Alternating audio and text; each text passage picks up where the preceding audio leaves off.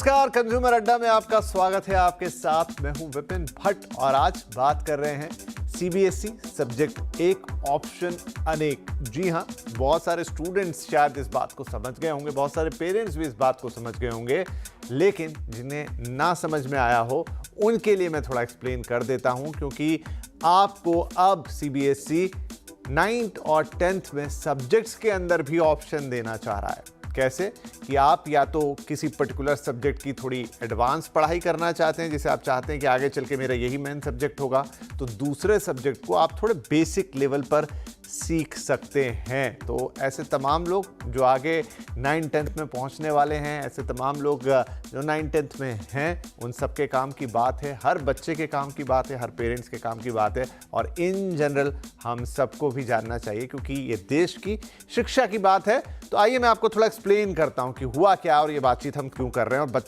बच्चों का इसको क्या फ़ायदा मिलेगा। तो देखिए, सीबीएसई का ये नया प्लान है 9th और 10th के लिए कोर्स में बदलाव की तैयारी है। अब किस तरह का बदलाव है वो मैं आपको बताता हूं। अच्छा, ये जो नई शिक्षा नीति आई है हमारी 2020 में, सब उसके तहत हो रहा है। साइंस और सोशल साइंस में अब डबल ऑप्शन मिलेंगे। साइंस, सोशल साइंस, इसके मायने क्या हैं? इसके मायने ये हैं कि स्टैंडर्ड और एडवांस का विकल्प मिलेगा। मतलब देखिए, इसको रोक के रखिएगा। आप मान लीजिए कि साइंस, सोशल साइंस, इसमें दो तरीके की चीज़ें आपको दी जाएंगी।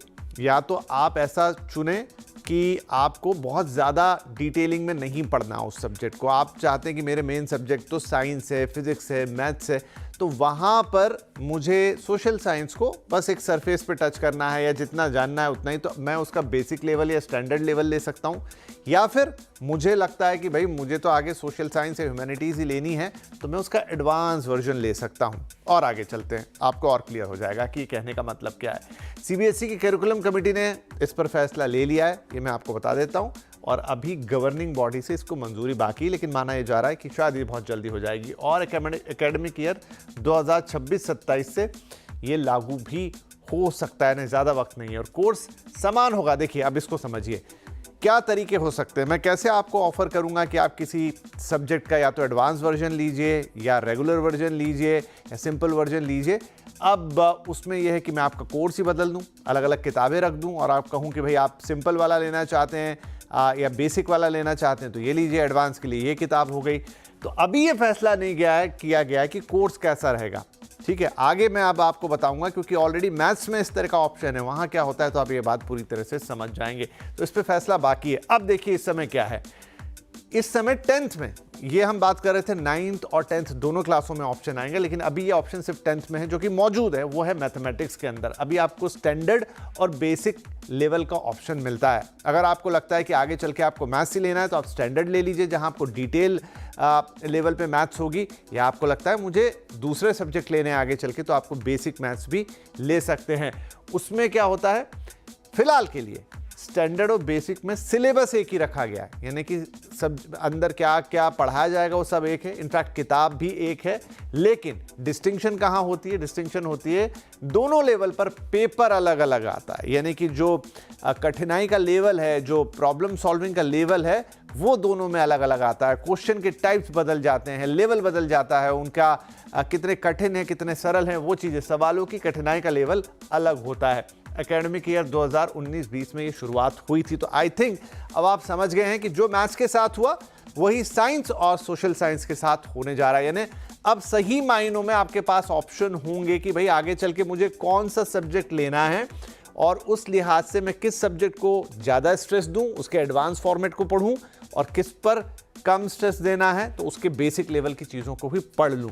I think this is a purpose. तो चलिए शो की शुरुआत करते हैं। कार्यक्रम में हमारे साथ शामिल हो रहे हैं NIOS यानी कि national institute of open learning schooling के फॉर्मर चेयरमैन और educationalist professor CB Sharma, Gurugram के DPS की डायरेक्टर प्रिंसिपल अदिति मिश्रा और श्री राम यूनिवर्सल स्कूल की डायरेक्टर प्रिंसिपल ज्योति गुप्ता। आप तीनों का बहुत बहुत स्वागत है। तो प्रोफेसर शर्मा, मैं आपसे ही शुरुआत करता हूँ।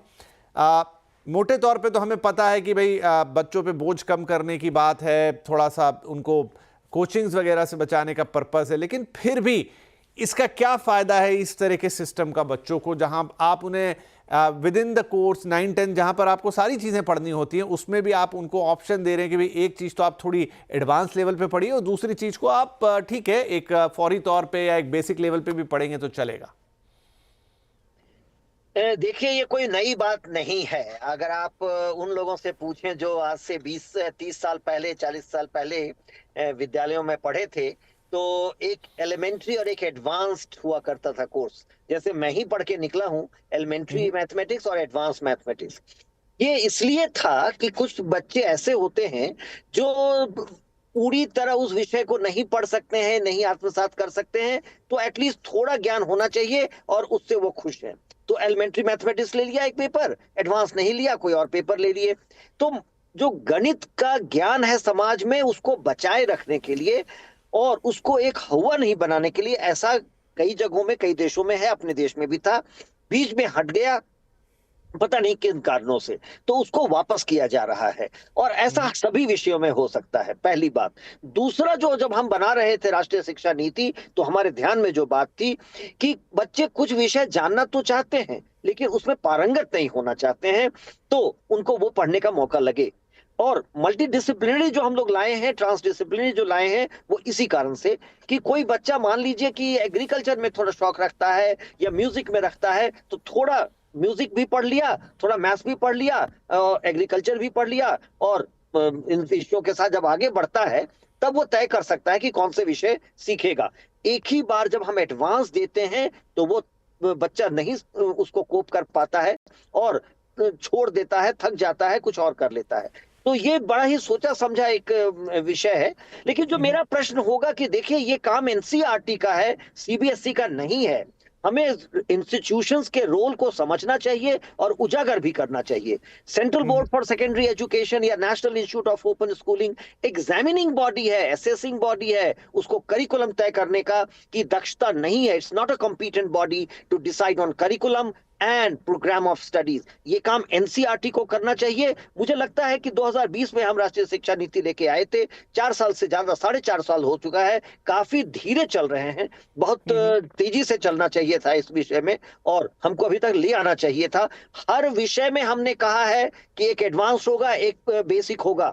कोई बच्चा अगर फिजिक्स भी पढ़ना चाहता है या साइंस भी पढ़ना चाहता है, तो एडवांस ले सकता है, बेसिक ले सकता है, मैथमेटिक्स ले सकता है, सोशल साइंस में कर सकता है। तो मुझे लगता है कि ये बात एनसीईआरटी को करनी चाहिए थी इंस्टेड ऑफ सीबीएसई। सीबीएसई को आपको याद होगा कि पहले ये admission test to medical college, engineering college भी लेते थे। एक समय में इसको सोच समझ के बदला गया था। आई बिलीव 16-17 में ये चर्चा हुई थी और हम लोगों ने तय किया था कि सीबीएसई नहीं करेगा ये काम। ये इसीलिए एनटीए को दिया गया था, एनटीए बना था। तो मुझे लगता है कि जहां जो चर्चा में आपने शुरुआत की कि सीबीएसई ये करिकुलम की बात कर रहा है, उसको ये कॉम्पिटेंसी नहीं है, ये बॉडी बनी नहीं है करिकुलम तय करने के लिए। ठीक है, तो ये अपने आप में एक और सवाल हो सकता है कि इसको कौन करेगा, लेकिन अभी तो चूंकि हो रहा है, हम उस पर हैं, ये सवाल भी रहेगा। ज्योति मैम, मेरे मन में जो इसको लेकर सवाल आया कि अभी जो मौजूदा सिस्टम है आपका, जिसमें आप मैथ्स में ऑप्शन दे रहे हैं, वहां पर भी वो अप्रोच कैसी है कि मैं किताब तो सेम रख रहा हूं, बस आपके क्वेश्चन पेपर्स के लेवल अलग अलग होंगे। मुझे जो लगता है, बाकी आप लोग हैं एकेडमिक्स में हैं और आप ज़्यादा बेहतर उस चीज़ को समझते हैं, ये अप्रोच बेहतर है, या फिर अगर मुझे पढ़ाना ही है आपको, तो फिर आप मेरी किताब जो बेसिक लेवल वाले की किताब अलग रखिए, एडवांस लेवल वाले की किताब अलग रखिए, टीचर या क्लास या सेक्शन भी अलग रखिए और उस हिसाब से पेपर दीजिए। किताब एक, कैरिकुलम एक, सब्जेक्ट एक, 2 पेपर देके क्या पर्पस फुलफिल होता है? जब ये शुरुआत हुई थी तब ये बहुत डिस्कशन हुआ था और बहुत सोच समझ के ये डिसाइड किया गया था कि बच्चे को चॉइस होनी चाहिए पूरा पढ़ने की। सो जो करिकुलम है मैथमेटिक्स का, वो सभी बच्चे पढ़ें, क्योंकि ये सिर्फ इम्तिहान देने के लिए एजुकेशन नहीं होती है। एजुकेशन बेसिकली बच्चों की अपनी स्किल डेवलप करने के लिए होती है। तो कई दफा क्या होता है, बच्चे मैथ्स जैसे सब्जेक्ट से बहुत डर जाते हैं। तो उसके लिए ये जरूरी है कि जब उनका इम्तिहान हो, तो वो पेपर जो है वो कुछ एक जो हाई लेवल जो टॉपिक्स हैं उनको छोड़ के बेसिक टॉपिक्स में से जो है उनका इम्तिहान ले लिया जाए। और पढ़ने के लिए मतलब वो बच्चा जो क्लास अटेंड करता है, तो वो सभी टॉपिक्स की अटेंड करता है। तो ये बहुत ही अच्छे तरीके से चलता है, क्योंकि बच्चे को दोनों ही एक्सपोजर पूरे सिलेबस का मिल जाता है, बट इम्तिहान की तैयारी वो अपनी कॉम्पिटेंस के हिसाब से कर लेता है। और गोइंग फॉरवर्ड मतलब ये अगर हम ये देखें कि जो बच्चे आगे जाके कॉमर्स करते हैं या लिबरल आर्ट्स करते हैं, तो उनको कैलकुलस करने की जरूरत नहीं होती है, उनको और मतलब जो एक टेक्निकल मैथमेटिक्स के टॉपिक्स होते हैं उनको करने की जरूरत नहीं होती है। बिजनेस मैथमेटिक्स कर सकते हैं, वो थोड़े से सिंपलर कॉन्सेप्ट्स कर सकते हैं, क्योंकि बच्चों को अंडर ग्रेजुएट लेवल पे अगर वो बाहर जाते हैं, जैसे यूएस जाते हैं, कनाडा जाते हैं, ऑस्ट्रेलिया जाते हैं, तो उनकी रिक्वायरमेंट होती है कि उनको मैथमेटिक्स लेना होता है, उनके लिए वो सब्जेक्ट जरूरी होता है, नहीं तो उनको वो अंडर ग्रेजुएट लेवल पे एक सेमेस्टर में करना पड़ता है। बट अगर यहाँ पे वो स्टैंडर्ड या बेसिक कुछ भी करके जाते हैं, तो जी, उसका उन लोगों को बेनिफिट मिलता है। ठीक है। तो अदिति मैम, क्या ये माने कि फिर बाकी अब साइंस और सोशल साइंस में भी ऐसे ही होने वाला है, जहां पर आपके लिए किताबें एक ही होंगी, पढ़ाने का सिस्टम भी एक होगा, बस दो तरह के पेपर्स आएंगे, जहां पर एक में थोड़ा सा ज़्यादा प्रॉब्लम सॉल्विंग का लेवल हाई होगा और दूसरा कंपैरेटिवली लो होगा, जो अभी ज्योति मैम ने हमें बताया कि क्यों सोच के ऐसा किया गया। हाँ, तो आपने जैसे पहले कहा ना, मैथ्स एक हवा जैसा सब्जेक्ट था, है। उसी तरह से in terms of bulk, in terms of content, दोनों एसएसटी और साइंस काफी बल्की होते हैं बच्चों के लिए, और उनको थोड़ा पढ़ने में कभी किसी को अरुचि हो तो वो स्ट्रगल करते हैं इन सब्जेक्ट्स को करने में। तो ये एक बहुत प्रोग्रेसिव स्टेप है, क्योंकि हमने बाहर के बोर्ड्स में देखा है कि हर सब्जेक्ट में बच्चों को चॉइस होती है कि लेवल 1 या लेवल 2 करें। तो जब जैसे शर्मा जी ने भी बोला कि हम जब स्कूल में होते थे तो हायर मैथ्स लोअर मैथ्स थी, हायर हिंदी लोअर हिंदी थी, तो एक तरह से किताबें अलग थी, कंटेंट अलग था। इसमें जैसे ज्योति ने बोला, अच्छी बात है कि बच्चों को कंटेंट तो समझ आ जाएगा, पढ़ाई पूरी होगी।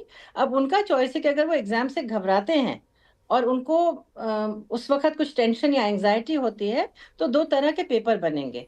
एक स्किल बेस्ड बनेगा, एक थोड़ा शायद हायर ऑर्डर थिंकिंग स्किल्स वाला बनेगा, जिससे जो बच्चे ने स्टैंडर्ड लिया है वो उस तरह से क्वेश्चन आंसर करेगा।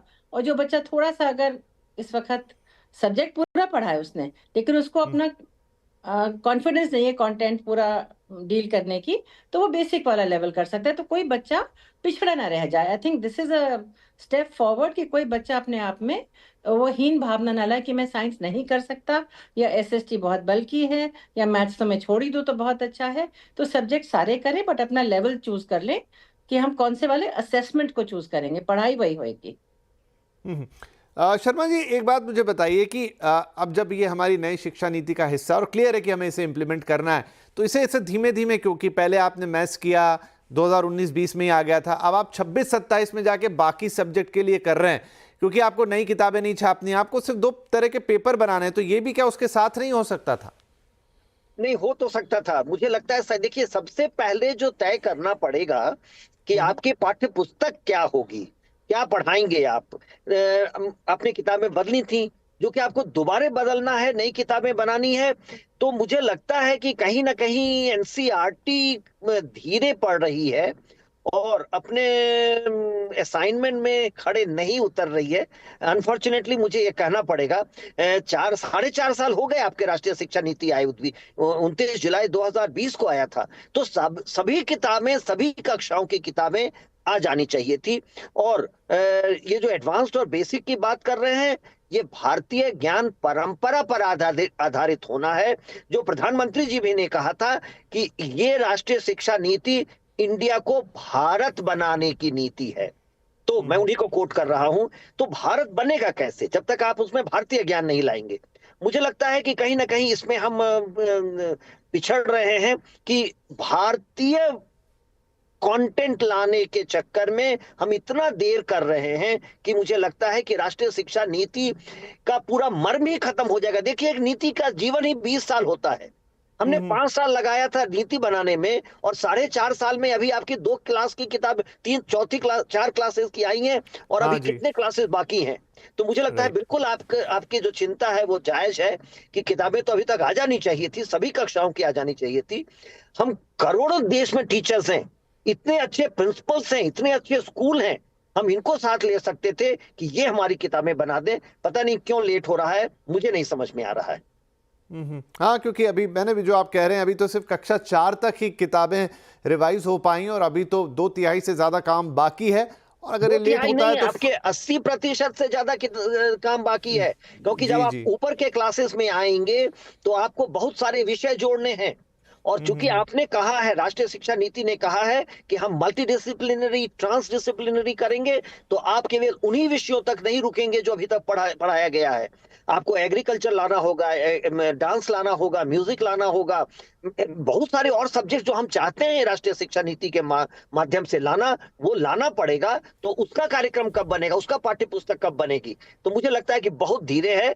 10% से भी ज्यादा काम नहीं हो पाया है 4.5 साल में, जो दुनिया के किसी भी देश का अगर उदाहरण लें तो बहुत धीरे है। तो ये अपने आप में एक अलग बहस है कि क्यों हम इस पर इतना गो स्लो हैं, क्यों हम इस पर इतना धीमे जा रहे हैं। लेकिन अब सवाल ये कि अगर ये 2025-26 के या 26-27 के कैरिकुलम से आने वाला है तो इसके लिए बच्चों को क्या देखना है। अभी तक तो एक ऑप्शन था कि मैथ्स में आपको था, अब आपके पास मल्टी डिसिप्लिन, आपके पास साइंस में होगा, सोशल साइंसेज में होगा। क्या कोई कंफ्यूजन हो जाएगा कि मैं कैसे चुनूं, क्या करूं आगे की क्लासेस के लिए, क्या उसमें आपके लिए अप्रोच होनी चाहिए। एक छोटा ब्रेक लेते हैं यहां पर और फिर अपने एक्सपर्ट से पूछेंगे कि बच्चों को, पेरेंट्स को इसमें क्या समझना है, उनके लिए क्या मेंटल तैयारी अभी से होगी कि हमें कैसे अप्रोच करना होगा इस चीज को। एक छोटा ब्रेक के बाद बातचीत जारी रहेगी।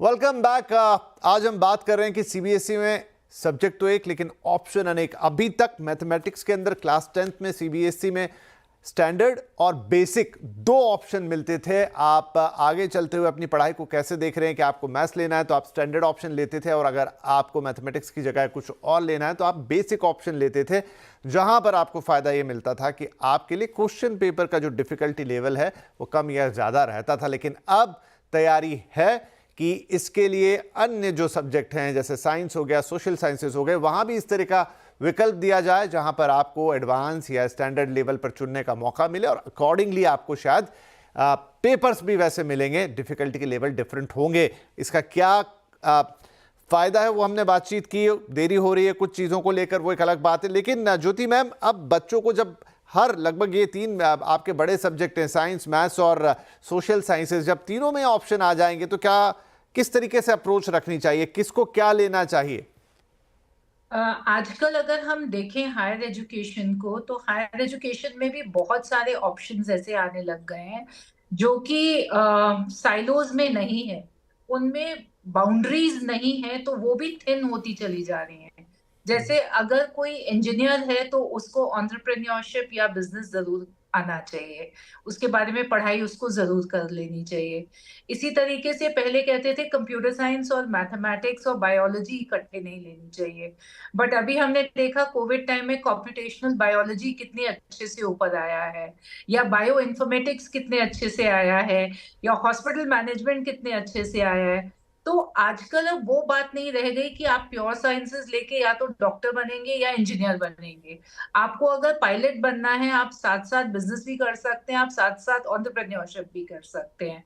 तो जब जिंदगी में साइलोज नहीं है और जहां हमारी जिंदगी इंटरडिसिप्लिनरी हो रही है, तो पढ़ाई क्यों साइलोज में रहेगी? यही पर्पस है कि आपको मेजर किस में करना है आगे जाके, और आप उसके साथ साथ क्या माइनर सब्जेक्ट ले सकते हैं। क्या आपको अंडरस्टैंडिंग एक नैरो तरीके से सिर्फ एक इंजीनियर की चाहिए, या आपको एक होलिस्टिक व्यू चाहिए? इसीलिए अगर आप देखेंगे आईआईटीज भी लिबरल आर्ट्स के प्रोग्राम्स अब शुरू करने जा रहे हैं। जी तो जी। बहुत जरूरी है कि बच्चों को हम गाइड करें, बहुत जरूरी है कि उनकी करियर गाइडेंस हो, और हायर एजुकेशन और बच्चे इकट्ठे जुड़े। राइट। अदिति मैम, मैं एक स्टैटिस्टिक्स देख रहा था कि अभी जो 10th में ऑप्शन अवेलेबल है उसमें करीब 15 लाख से ज्यादा, ऑलमोस्ट 16 लाख बच्चों ने स्टैंडर्ड, मतलब जो हायर वाला ऑप्शन है वो चुना, और करीब 7 लाख बच्चों ने बेसिक वाला ऑप्शन चुना। क्या इन नंबर से हम कुछ अंदाजा लगा सकते हैं कि जो हमने ऑफर किया उसको स्टूडेंट किस तरीके से ले रहे हैं, जो पर्पस था वो फुलफिल हो रहा है कि नहीं? तो जो चॉइसेस जैसे होती है ना, पहले ही होता था कि स्कूल ने डिसाइड कर दिया, अब एक डायलॉग होता है, पेरेंट अपना मत आगे रखता है, बच्चों से हम पूछते हैं। तो इस वक्त क्योंकि ये बहुत नया है, अभी 2019 में आया है, और एकेडमिक जर्नी में मैं समझती हूँ 4-5 साल बहुत लंबा अरसा नहीं होता, तो पेरेंट्स और बच्चे भी अभी थोड़े कंफ्यूज है कि कहीं बेसिक अगर हमने असेसमेंट कर लिया, इससे हमें कोई कमी ना रह जाए। मान लो यूनिवर्सिटी हमको मना कर देगी कि अब इकोनॉमिक्स नहीं कर सकते, तो वो कंफ्यूजन के साथ थोड़े थोड़े अभी बच्चे घबरा के स्टैंडर्ड ही करे जा रहे हैं। लेकिन ऐसे कई बच्चे हैं जिनको मैथ से पॉजिटिव रुचि है, तो उनके लिए ऑप्शन हो गया कि आपको मैथ छोड़ना नहीं पड़ेगा, आप इसको बेसिक स्तर पे कर लीजिए। मेरे हिसाब से हाफ एंड हाफ होना चाहिए। अगर हमारे 20-22 लाख बच्चे कर रहे हैं एग्जाम, तो 11 लाख को टेक्निकली करना चाहिए स्टैंडर्ड, और उतने ही बच्चे रहने चाहिए बेसिक। अभी वो बेसिक से आई थिंक थोड़ी सी घबराहट है, थोड़ा सा नयापन है, थोड़ा सा लैक ऑफ कॉन्फिडेंस है कि करके कहीं हम किसी रेस में छूट ना जाए। तो उसके लिए हमें और जागरूकता लानी है और कॉन्वर्सेशन करने हैं, पेरेंट्स को समझाना है कि बच्चे के ऊपर सब्जेक्ट थोपना नहीं चाहिए, पढ़ाई पूरी होगी। असेसमेंट अगर थोड़ा लोअर लेवल का भी हो गया तो उससे कोई फर्क नहीं पड़ेगा बच्चे पर और उसकी जर्नी पर। जी प्रोफेसर शर्मा, एक सवाल और है। जैसे आपने पुराने वक्त का हवाला दिया था थोड़ी देर पहले कि पहले भी इस तरह की चीज़ें थी, मैं थोड़ा पुराने वक्त में जाऊं तो मैं ये पूछना चाह रहा हूं सवाल कि कक्षा 9 और 10 ही क्यों चुना गया? क्या कक्षा 7 या 8 वहां से इसकी शुरुआत नहीं हो सकती थी? पहले तो हम देखते थे 8th बोर्ड भी हुआ करता था, बहुत सारे शायद आज भी स्टेट बोर्ड्स में 8वीं की कक्षा के लिए बोर्ड होता होगा, लेकिन ये 9वीं 10वीं ही क्यों चुनी गई? क्या और 2 क्लास पहले चुनते तो और बेहतर ना होता? नहीं, हमको लगता है कि कहीं समझ में कमी हो रही है। अगर राष्ट्रीय शिक्षा नीति पढ़िए तो हमने ये कहा है कि 10 bagless days of attachment to industry. वो इंडस्ट्री का मतलब तीसरी क्लास में क्या है? बच्चा 2 दिन जाकर के किसी कुम्हार को देखेगा, उसको वॉच करेगा, 2 दिन जाकर के किसी टेलर को देखेगा, 2 दिन किसी कारपेंटर के शॉप पर देखेगा, और ये बात इंट्रोड्यूस ही होगा तीसरी क्लास से। जो ज्योति मैम कह रही हैं कि हायर एजुकेशन में मल्टी डिसिप्लिन आया है, कि बच्चा चुन रहा है बहुत सारे डिसिप्लिन से, और डिसिप्लिन को हम साइलोज में अब नहीं देख रहे हैं कि फिजिक्स के साथ वो डांस भी कर सकता है, म्यूजिक भी कर सकता है, और यही होना भी चाहिए। तो हमको लगता है कि कहीं समझ में कमी हो रही है। और दूसरी बात कि ये बेसिक और एडवांस केवल उन विषयों में नहीं है जो अभी हम पढ़ा रहे हैं, नए विषय आने हैं। आपको सारे विषय लाने हैं स्कूल करिकुलम में। हमने ये कहा है कि देखिए, जो विषय अभी तक पढ़ा रहे थे और फिक्स्ड कॉम्बिनेशन में कि फिजिक्स केमिस्ट्री के साथ मैथमेटिक्स ही या बायोलॉजी पढ़ सकते हैं, वो नहीं होगा। तो आप basic and advance physics and basic and advance dance भी लाएंगे, तो हो सकता है कोई बच्चा फिजिक्स के साथ या मैथमेटिक्स के साथ डांस और डांस के साथ एग्रीकल्चर लेगा।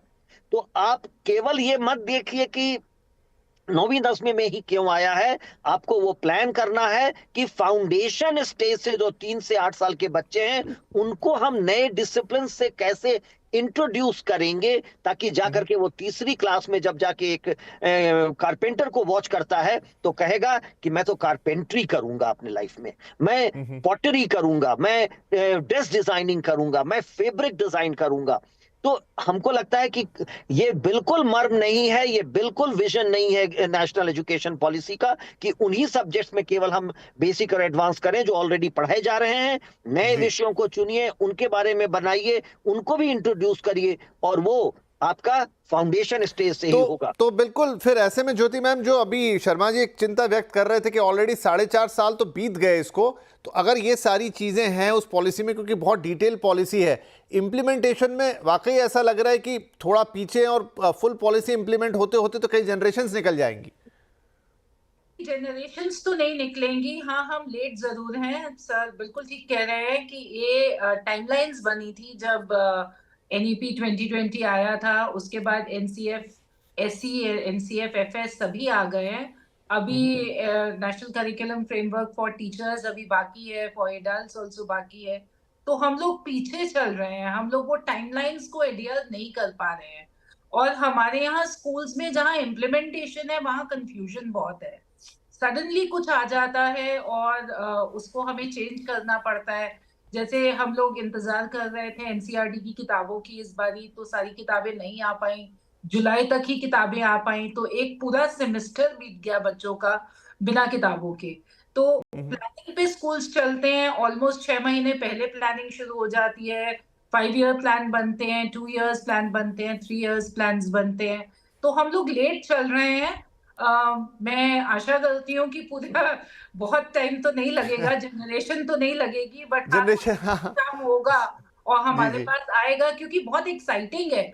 मतलब हुँ, बच्चे हुँ। भी बहुत एक्साइटेड हैं, हम एज टीचर्स बहुत एक्साइटेड हैं।